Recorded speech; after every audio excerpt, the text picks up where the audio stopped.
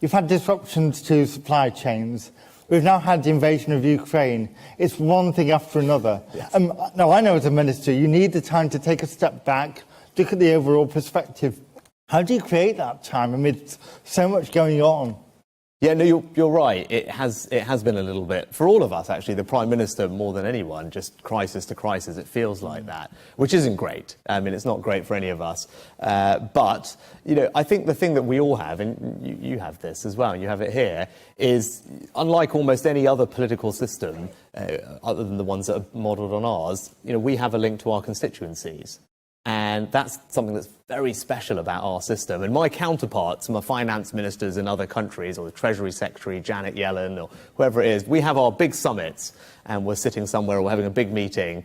And then I will leave that, and they'll say, oh, what are you doing? And I'll say, well, I'm heading back to North Yorkshire, and I'll tell them about what I'm doing on Friday, and I'm in this village hall in the Dales, doing a surgery, opening this fete, talking to these farmers at the auction mart.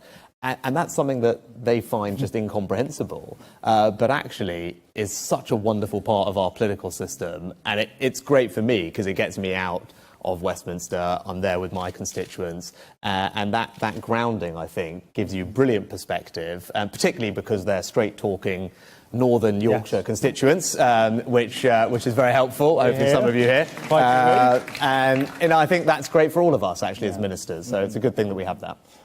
Now, I know when I sit in the chamber, I sit right at the back, on the back row, often looking very grumpy if you see it on TV.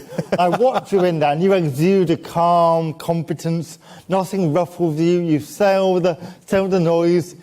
Is that the real Rishi, or is there pressure being felt underneath? How do you cope with, you must surely feel the pressure.